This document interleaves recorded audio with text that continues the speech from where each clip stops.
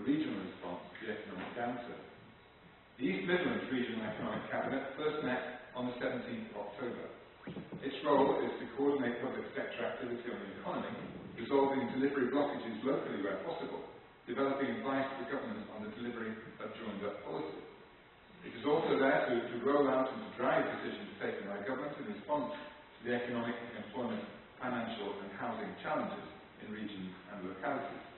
It's there to capture and feed back to the government information and advice on the differential economic and social impacts in the region and the actions taken to counter them, and to focus on how organisations and businesses in the region can work together to respond to this current economic climate, whilst at the same time also preparing to build a growing economy in the future. That Regional Economic Cabinet met for the second time yesterday, followed by the first East Midlands Regional Economic Conference. And it was clear at that conference that business and service sectors alike wanted to see public spending levels maintained and capital spending programmes in particular brought forward.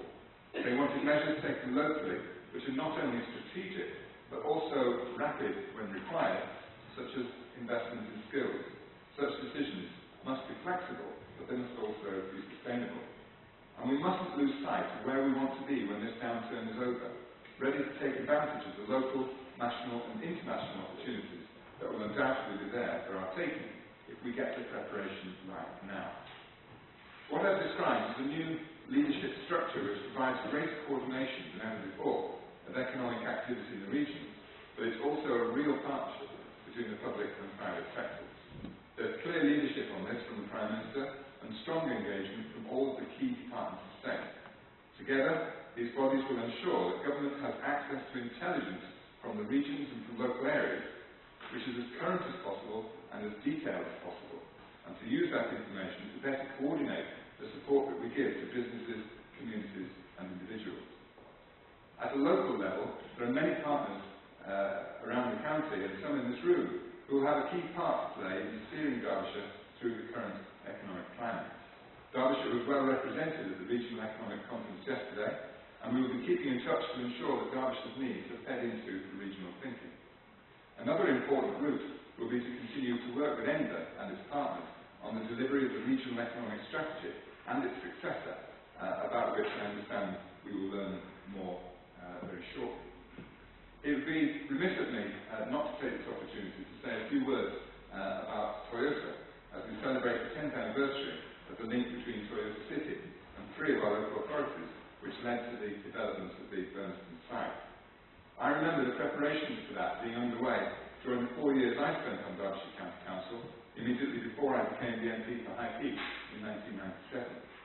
Toyota has set a fine example over that period, investing in people and plant, with the new Aventus line due to start production very shortly, in fact later this week I believe, maintaining employment levels over a difficult period, and committing itself to developing workforce skills for the future. Indeed, I understand that Burnston has become the principal training centre for Toyota Europe.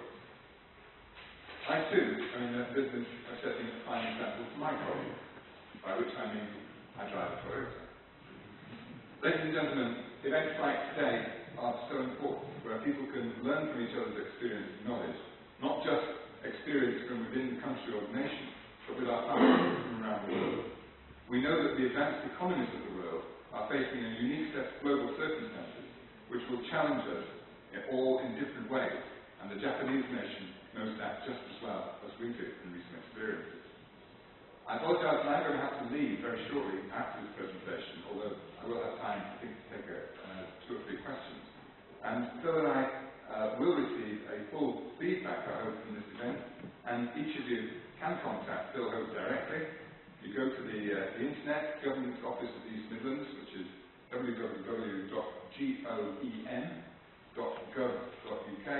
and click on Regional Minister. May I just leave you with this thought? The first 10 years of any relationship is hard, but you must never give up trying.